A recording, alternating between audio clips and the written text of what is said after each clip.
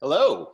Well, welcome to Working Lunch, the SLO Chamber's weekly series when we get to sit down with key community leaders and hopefully give you an extra side to your lunch that helps connect you with our region during these isolating times. I'm Jim Dantona, President and CEO of the SLO Chamber, and we all know how hard our businesses are getting hit and that it's getting a lot of attention that it so rightly deserves. But our artistic community is also suffering. Whether it's the symphony and music, the creative arts, or like our guest today, the theater arts, I know that they are facing tremendous challenges.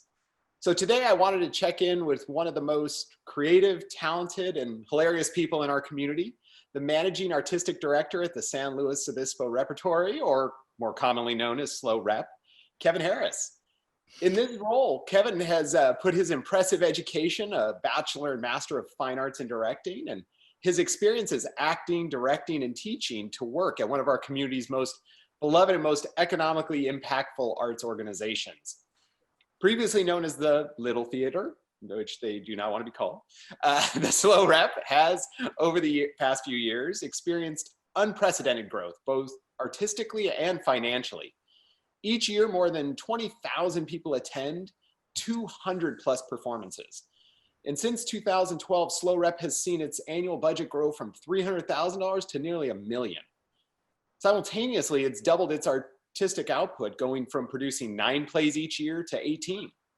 And since its rebranding to SLO Rep in 2017, the theater's subscribers base has grown to nearly 800 season ticket holders from around the nation to San Luis Obispo throughout the year. It welcomes world-class artists. Thankfully, the shelter order hasn't dampened their creativity. I'm so looking forward to talking to Kevin about the theater in general, but particularly about the Intermission Show that they've recently launched to connect with their audience and feature some of their up and coming actors virtually, of course. So thank you so much for being here, Kevin. Thank you so much for inviting me. I really appreciate you reaching out. Well, it's great to have you here. And so first, and obviously foremost, we're here at lunch. And so checking in, where are you zooming in from today? And what are we having for lunch? I am zooming in from my office at 888 Morrow Street. That is Palm Street right there behind me and right through that window. And I am having Old San Luis Barbecue, a traditional tri-tip barbecue. Thank you so much for providing. I can't wait to dig in a little bit later. Absolutely. And actually that now starts a trend. It looks like both of our guests that we have had lunch with have had old SLO barbecue. That's right. It's nice. I'm doing a little mama's meatballs, a little panini di polo. I was so used to doing the Spanish pollo, forgot my Italian there. So well, obviously the shelter order has affected all of us. So tell us a little bit about your day in shelter life. Who are you sheltering with? Sure. What are new parts of your day in general, and how's it going? It's going all right. It's been a big adjustment, like everyone. I'm currently sheltering in place with my girlfriend, Susie Newman, who many of you know, and my 15-year-old son, Dominic Harris. And so it's just been an adjustment period, of course, but I'm one of the nice side effects about the shelter in place and Dominic being out of school is, this is traditionally the time in a young boy's life where he spends less time around his parents. So it's been a real joy to be able to have this forced time, with him. And it's just been great to hang out with him every day. And it's been a great 7-8 weeks. Well, it's interesting. So, obviously I know there's a lot of homeschooling going on around now. Is he getting an extra education of drama and theater classes, or does he get enough of that normally? He does get it. One of the nice things is, my kids have been able to kind of grow up in the theater. I began working here in 2008 when they were 3 years old and 5 years old. So it's been a wonderful privilege to have them be able to kind of grow up in the theater environment. So he's definitely getting an earful of what's going on at the theater now, which is a great learning experience. But of course, it's not what we're used to be doing, you know. Sure. Yeah, and then well, seeing that, I mean, I've been tuning into the Intermission Show and absolutely regularly, and I'm so impressed that you're producing and starring in multiple episodes a week. Yeah. You know, tell us a little bit about, for those folks who have may not tuned in yet, what it's about, what you're doing there. You bet. Well, we knew, like every arts organization, we knew when the shutdown hit in mid-March that we needed to find a way to continue to stay in contact with our patrons and donors and friends and colleagues throughout the shutdown period. We also knew kind of from the beginning that we did not want to try to recreate the experience of live theater. It's such a unique experience, and it's 100% dependent on people coming together and breathing the same air, which is obviously something we cannot do right now.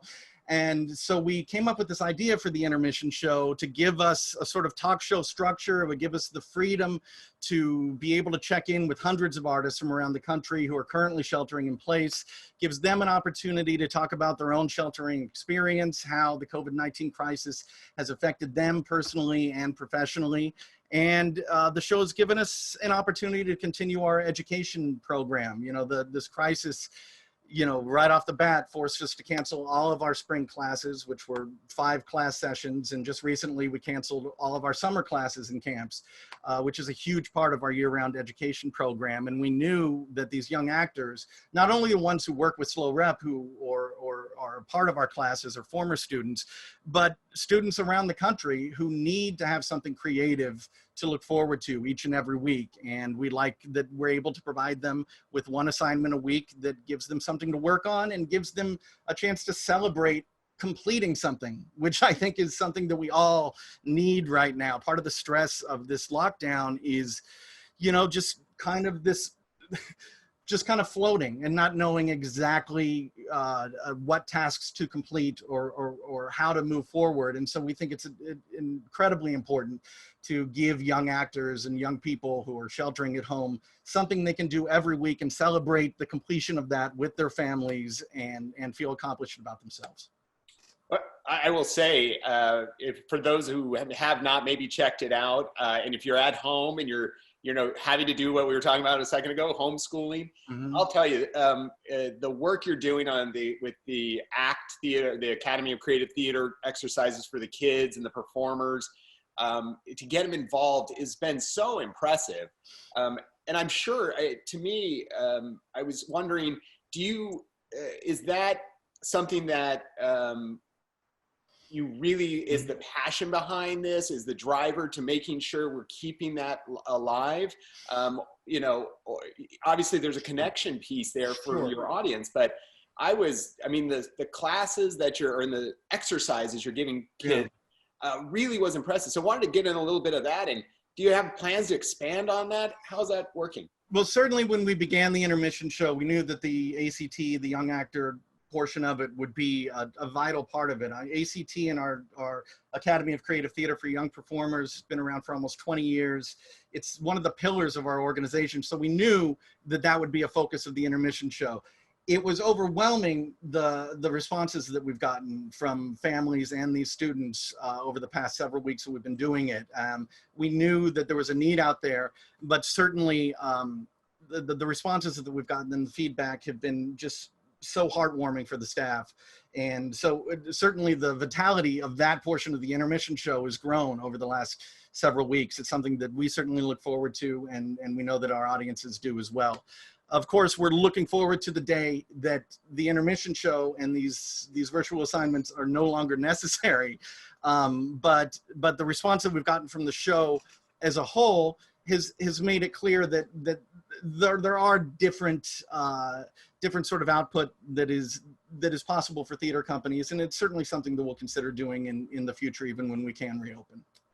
Yeah, I think it's amazing to see, and an engaging tool. So, and you know, just quickly, was that ever in the plans, or was it something this crisis just kind of, well, we got to figure out and pivot? No, we had been kind of working at a breakneck schedule regularly. We do almost 20 plays a year, and every day we're working on simultaneously 4 or 5 plays at once in some level of rehearsal or production. So this was not at all in the cards, which is why it took about 2.5 weeks after the lockdown to really deal with the immediate day-to-day of the theater. In our case, it was dealing with the cancellations and the postponements and just getting the immediate messaging out there, but also just taking that 2.5 weeks to breathe and to really consider what our patrons needed, or at least what we think that they needed. And just as importantly, what was the voice of the show going to be? I mean, you can tell if you look at the first couple episodes of the Intermission Show, we really didn't know what we were doing. You know, they're very rough. We didn't have any experience putting on any sort of internet talk show, but like any sort of artistic piece, you know, the show will reveal itself, what it wants to be as you are producing it. Now, unfortunately, we had to do that on air, you know, so that evolution is completely visible to the audience, but you can see a shift about 3 or 4 weeks into the Intermission Show where it really becomes about this fictional host, you know, me, Kevin Harris, playing a Kevin Harris, the managing artistic director and host of the Intermission Show. But that's kind of a fictional character, and you can see, you know, his sort of mental stress and how this COVID-19 crisis is affecting him professionally and emotionally. And that came directly out of, you know, my own personal experience. You know, I had an experience about a month into lockdown, into the shelter in place period, where I noticed where I went to bed one night feeling just fine. And then the next day, you know, I was very tired. I was very irritable. I found it very difficult to find the motivation to do anything. And I spoke with a lot of my friends and colleagues, not only in the theater, but across all businesses. And everyone seemed to go through this little, hit this wall about a month in, which is absolutely understandable. I mean, we're living with this constant level of stress and uncertainty, and we're all handling it well, but that has to have some sort of physical and emotional toll on us. And that's something that was very important for us to talk about honestly in the Intermission Show, because theater hopefully is all about talking about what's happening with all of us and making something that's relevant and truthful, even in the strange world of the Intermission Show. So we're happy to see the show evolve in that way. Well, and that was actually going to be one of those, just kind of, it came to me and I was glad to hear you talk about it. Was obviously, as an actor, you want to pull from your natural experiences, right? And so I was wondering if the evolution of the character is coming from that place. Most definitely. You know, I mean, as the actual managing artistic director of the theater, this situation is evolving on a day-to-day basis, and we're going through what every arts organization is going through. Normally, we look 18 to 24 months in the future in order to plan out our seasons. You know, we contract actors a year in advance. And the most difficult part about all of this for all businesses, but specifically for arts organizations, is it's nearly impossible to plan for the future in an accurate way when we're not sure when the future will begin, and more importantly, what the future will even look like in terms of what live theater or gatherings of people will look like. And, you know, that stress level is real for all of us in the arts. And we certainly wanted to address it in a real way that importantly wasn't a bummer or a downer on the Intermission Show, because that's not a place to depress people, but it is a place that we feel like we need to be honest with our audiences about what we're going through and how it's affecting us, hopefully in an entertaining way. Yeah, well, you know, as someone, you've done a lot of live theater. Yeah. And, you know, I guess this would happen for TV actors the same, who don't perform in front of a live audience. Mm-hmm. How is it in acting to, you know, have to be able to perform without any kind of inputs coming to you? Yeah. You're looking for that, like, I think I just dropped a funny line and there's nothing, right? We're seeing it from Zoom meetings, you know, where you're trying to have conversations. How is that for this in this process for you? It has been a real learning experience from the beginning. And that's why when you look back at those first shows, you know, it is literally just me there with a camera and a teleprompter kind of going through and doing everything 3 or 4 times. And it is very difficult to not have that immediate feedback from the audience. And that's part of what kind of finding the voice of the show is. It took that 1.5 weeks, 2 weeks of getting real audience feedback, albeit, you know, not immediate audience feedback, but when they put comments and let us know what they liked, what they didn't like, putting that into action and becoming more comfortable with the character. And I can't wait to see who that guy turns into as this crisis evolves. And I can't wait to continue to see our audiences grow as we continue to create. Yeah, and it is fabulous, and it's really been incredible to watch. But as someone who's working with my team and trying to now, we similar to you, we're so busy working on in-person events and getting things done for people and creating these events. We weren't focusing on this digital kind of virtual space to connect with people. And so we've started with webinars, and now we're on to our working lunch program. I'm doing a couple a week, and it seems very difficult. How is the pace that you're keeping? I mean, are you regretting the decision for 3 a week at this point? Yeah.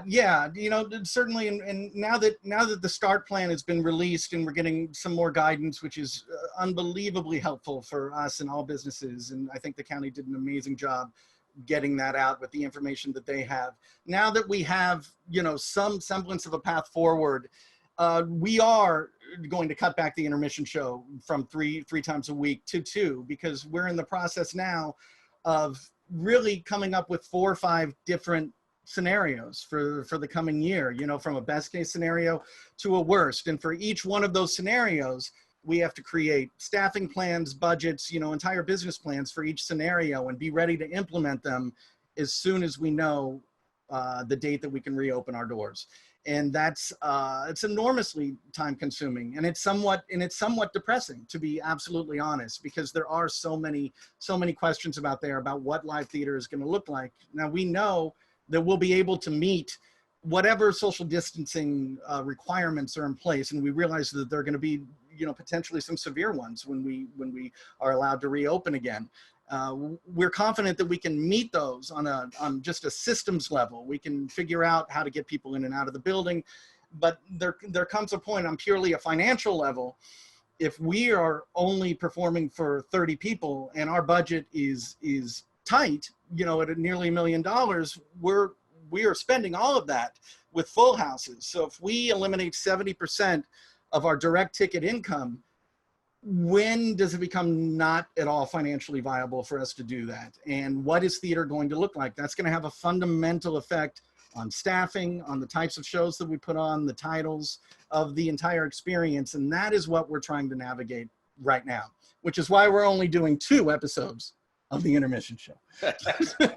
So it's a great point. And again, I love, of course, don't want to hear that it's, that point that you're making, but it's the same as every business right now, right? Is that you have to make the financial decision on what the future is going to look like in light of these things. So, right.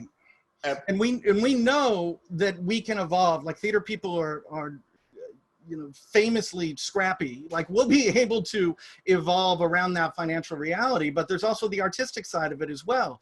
What stories does our community need to hear after this crisis? What should we be producing? How can we meet that artistic and cultural need and emotional need of our audience once we reopen? And so we're navigating all of it right now, like all arts organizations. Yeah, and so what I'll say is, if anybody watching live has some questions, feel free to throw them up on the Facebook live comments there. But you were kind of, as you're starting to talk about that future, you were before this crisis, you were in the middle of a pretty exciting expansion plan for the theater. How's that coming? Are you still doing the fundraising? How can people participate in that? Yeah, we have been, partnering with the city for really, this is coming up on the 8th year on a plan to build a new home for SLO Rep right across from the Children's Museum as part of the Palm to Pomo Garage expansion. And just this last year in 2019, these projects take a long time to get going. And just last year, there was some real fire behind it, and we were able to get full approval from the Planning Commission and City Council. And we were slated, the overall project was slated to break ground finally after, 8 years of work on it in August of this year. Now, obviously, that's going to be delayed. There's no way that anyone knows what the economy is going to look like, and a project that big is certainly going to suffer some delays from it. From our point of view, we are moving forward with the same timeline that we had always been moving forward with. We're still confident that we can meet that timeline for our portion of the project. And so we are using this downtime to really kind of regroup, to update all of our materials, to make sure that when it is appropriate for us to be soliciting large gifts from donors, which it simply isn't right now. You know, everyone has way too much on their plate. When that time comes, we'll be able to move forward with full strength and make this theater a reality. It's inevitable, and we can't wait to be able to have this new home downtown. Yeah, I mean, I know from a chamber side, we're big supporters of it, and we're, you know, so excited for that to happen. And we understand, I mean, obviously this is terrible on all things, but that was one of the things that I know we were really looking forward to, and we're, you know, going to be there with you when the time's ready. And I know the community will too, because they love it, love where that process is going. It was a beautiful facility that's coming online soon. Yeah, we're very, very excited about it, and it will absolutely be a reality. You know, this is just a significant stumbling block, you know, but the world is shut down, so what can we do? It's not just one thing. So. Yeah, it's not our fault. That's all that I care about. We didn't drop the ball on this one. Right, exactly. Nature dropped a bomb on us. So what's inspiring you right now, helping you in this time of pressure and stress? When you get up, what keeps you getting up in the morning besides the intermission show and doing that? Who's keeping you going in this time? Well, a couple of things.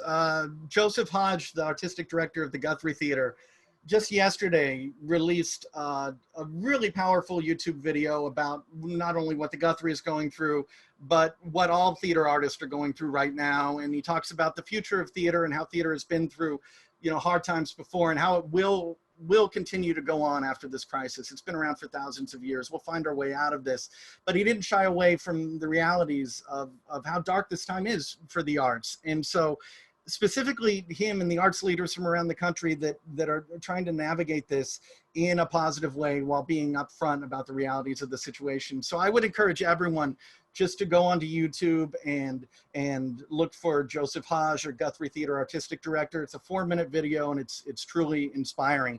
Kind of building off of that, what ultimately keeps me going is we love doing theater so much, and we love what it does for the community and the entire experience of bringing people together to kind of share in our humanity together through stories. And we know that when this crisis ends, whenever it ends, there's going to be an unbelievable need for that sort of connection with people in our community. And I feel so privileged, all of us here at SLO Rep feel so privileged to be able to be a small part of that, you know, when we're finally reopened, to help bring people back together and kind of tell our story and help with the rebuilding and recovery, not just on an economic level, but just on an emotion and human level.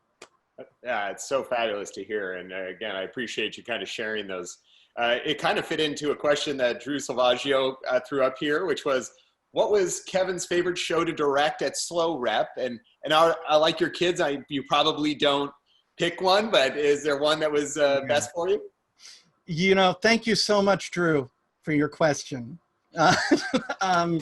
That's actually an easier question to answer than it should be. I was lucky enough to direct Our Town here a few years ago. And that's just one of those perfect American plays, perfect plays, you know, a good piece of drama, like Our Town, or really any Shakespeare play. If you read it when you're 15, you'll get something out of it. If you read it when you're 40, you'll get something else. And then you read it when you're 70, it's an entirely different play. And Our Town is just such a brilliant piece of work. And at the time that I directed it, I just turned 40, and, you know, my kids were, you know, 9 or 10 at the time. So I was just firmly in that middle part of life, and I'd known that play for years. And it was just such a meaningful experience for me to be able to work on that play with so many enormously talented colleagues in a space that I truly, truly loved and was a part of me and my kids' life. It was just such a joyous experience from beginning to end, and I feel so lucky to have been able to do it.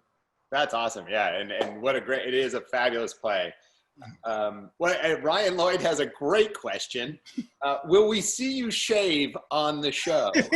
You know, I very nearly shaved today for this, but I was far too busy blocking people on social media that have shared the pandemic video.